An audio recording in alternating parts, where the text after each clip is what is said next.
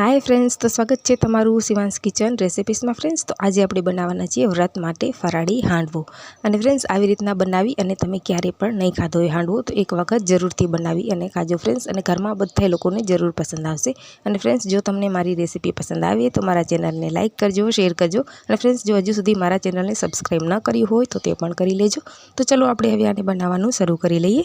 તો તેના માટે ફ્રેન્ડ્સ, મેં આવી રીતના મિક્સર જારમાં 2 ચમચી જેટલા साबुदाणा लीधा है फ्रेंड्स। और तेने आ रीतना दरदरा पीसी लीधा है। तमे जोई शको छो तो आ रीतना आपणे साबुदाणाने दरदरा पीसी लेवाना छे। अने एवी ज रीतना फ्रेंड्स, आपणे हवे जे मोरैयो छे तेने पण आ रीतना दरदरो पीसी लेवानो छे फ्रेंड्स। तो मैं 2 चमची जेटला साबुदाणा लीधा छे अने 1.5 वाटकी जेटलो तेनी सामे मोरैयो लीधो छे। तो फ्रेंड्स, तेने पण आवी रीतना आपणे क्रश करी लईशुं अने तेने पण आवी ज रीतना दरदरो पीसी लेवानो छे फ्रेंड्स। तो एने पण आवी रीतना दरदरो फ्रेंड्स आपणे पीसी लीधुं छे अने आ बंनेने एक साथे आपणे मिक्स करी लेवानुं छे। અને બંને મિક્સ થઈ જાય ફ્રેન્ડ્સ એટલે તેની અંદર આપણે દહીં ઉમેરી લેવાનું છે। તો અડધી વાટકી જેટલું મેં આની અંદર દહીં એડ કર્યું છે ફ્રેન્ડ્સ। અને દહીં ખાસ કરી અને ખાટું લેવાનું છે।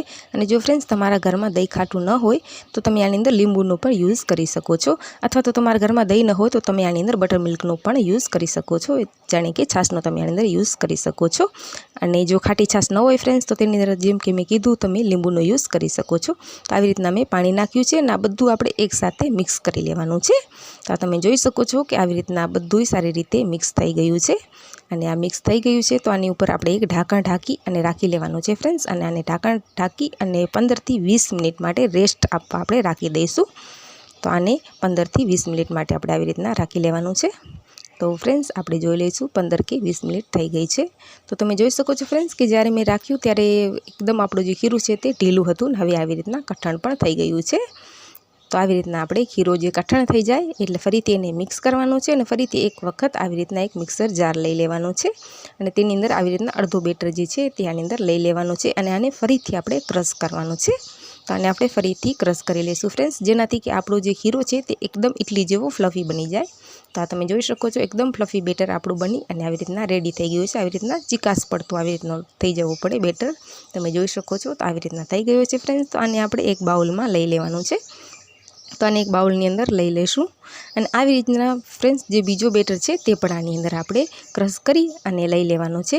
તો આ બીજો બેટર જે છે તેને પણ આપણે આવી જ રીતના ક્રશ કરી લેવાનો છે। તો તેને પણ કરી લઈશું ફ્રેન્ડ્સ। તો જે બીજો બેટર હતો ફ્રેન્ડ્સ તે પણ આવી જ રીતના ક્રશ થઈ ગયું છે અને આવી રીતના ફ્લફી બેટર તૈયાર કરી લેવાનું છે। અને ફ્રેન્ડ્સ, આની અંદર હું થોડું પાણી એડ કરી રહી છું અને વધારે પાણી એડ નથી કરવાનું ફ્રેન્ડ્સ, નહીં તો આપણું જે મિશ્રણ છે તે એકદમ ઢીલું થઈ જશે અને જે આપણો હાંડવો છે તે સરસ નહીં બને તેના માટે। તો આની અંદર મેં ફક્ત અડધી વાટકીથી ઓછા જેટલું પાણી યુઝ કર્યું છે ફ્રેન્ડ્સ। તો આવી રીતના આપણે બેટર બનાવી રાખવાનું છે, તમે જોઈ શકો છો। તો ફ્રેન્ડ્સ, હવે આની અંદર આપણે મસાલા કરી લેવાના છે। તો તેના માટે મેં આની અંદર તીખી જે લીલ મરચી આવે છે ફ્રેન્ડ્સ તે એડ કરી છે આવી રીતના, અને 1 ચમચી જેટલી કસૂરી મેથી પણ આવી રીતના એડ કરી લેવાની છે ક્રશ કરીને। એન્ડ ફ્રેન્ડ્સ, જો તમારા ઘરમાં ન ખાવાતી હોય કસૂરી મેથી વ્રતમાં તો તમે તેને અવોઇડ પણ કરી શકો છો, ટોટલી સ્કીપ કરી લેવાની છે ફ્રેન્ડ્સ। અને આની અંદર થોડું મેં મીઠું એડ કર્યું છે તો તે પણ આની અંદર આવી રીતના મિક્સ કરી લેવાનું છે ફ્રેન્ડ્સ। અને જો તમારા ઘરમાં કસૂરી મેથી ખાવાતી હોય ફ્રેન્ડ્સ તો આનાથી જે હાંડવો છે તેનો ટેસ્ટ ખૂબ જ સરસ આવે છે, તો જરૂર આની અંદર એડ કરજો। અને ફ્રેન્ડ્સ, હવે એક સ્ટફિંગ આવી રીતના બનાવી લેવાનું છે। તેના માટે મેં 2 નંગ ટમેટાં લીધા છે, તેને ઝીણા આવી રીતના સમારી લીધા છે અને 2 ચમચીથી વધારે જેટલો આપણે આની અંદર શેકેલા સિંગદાણાનો ભૂકો લેવાનો છે ફ્રેન્ડ્સ। અને આની અંદર 1 ચમચી જેટલું લાલ મરચું પાવડર લીધું છે, થોડું ધનિયા જીરું પાવડર લીધું છે અને સેજ આની અંદર હળદર એડ કરવાની છે ફ્રેન્ડ્સ। અને તમે હળદર ના ખાતા હો તો તેને સ્કીપ પણ કરી શકો છો ફ્રેન્ડ્સ। અને એક લીલો મરચો લીધો છે અને સ્વાદ અનુસાર મીઠું લેવાનું છે। અને ફ્રેન્ડ્સ, આની અંદર તીખાશ તમારા ઘરમાં જે પ્રમાણે ખાવાતી હોય તેવી રીતના તમે એડજસ્ટ કરી શકો છો, વધારે કે ઓછી। તો આપણું સ્ટફિંગ છે જે બનીને તૈયાર થઈ ગયું છે। અને હવે મીઠા લીમડાના પાન જે છે તે આપણે આ બેટરની અંદર એડ કરી લેવાના છે આવી રીતના હાથેથી તોડીને, અને થોડું આની અંદર ઈનો એડ કરી લેવાનો છે ફ્રેન્ડ્સ, જેનાથી કે આપણો જે હાંડવો છે તે એકદમ સોફ્ટ પણ બનશે અને સારી રીતે ફૂલી પણ જશે। અને વધારે ઈનો નાખી અને આવી રીતના આપણે હલાવવાનું નથી, તો થોડી જ વખત આવી રીતના હલાવી લેવાનું છે। અને હવે જે બેટર છે તેને આપણે સાઈડ ઉપર રાખી દઈશું। તો આને સાઈડ ઉપર રાખીને એક પેન જે છે એ તેને ગરમ કરી લેવાનો છે અને તેની અંદર ફ્રેન્ડ્સ આવી રીતના 2 ચમચી જેટલો ઓઇલ લઈ લેવાનો છે। આપણો ઓઇલ જે છે તે ગરમ થઈ જાય એટલે હવે આની અંદર આપણે જીરું લઈ લેવાનું છે ફ્રેન્ડ્સ। તો આ જીરું જે છે એની અંદર આપણે લઈ લઈશું અને લીમડાના જે પાન છે તે આની અંદર એડ કરી લેવાના છે। અને હવે જે આપણે બેટર રેડી કરીને રાખ્યું હતું તેમાંથી આપણે અડધું બેટર આની અંદર એડ કરી લેવાનું છે, બધું બેટર એડ નથી કરવાનું એકસાથે।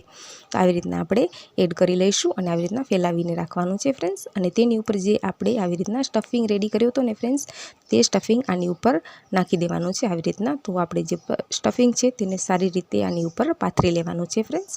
તો આવી રીતના બધું સ્ટફિંગ હરવે આની ઉપર આપણે પાથરી લેવાનું છે અને એક સરખો પાથરવાનું છે ફ્રેન્ડ્સ, જેનાથી કે આપણે જેટલી બાઈટ લઈએ તેની અંદર તે સારી રીતે આવે તેના માટે। તો આવી રીતના પાથરી લેવાનું છે ચમચીથી અને આ આપણે સારી રીતે સ્પ્રેડ થઈ ગયું છે ફ્રેન્ડ્સ। તો હવે આની ઉપર આપણે જે બીજો બેટર વધ્યો હતો તે પણ આની ઉપર સ્પ્રેડ કરી લેવાનું છે તેવી જ રીતના।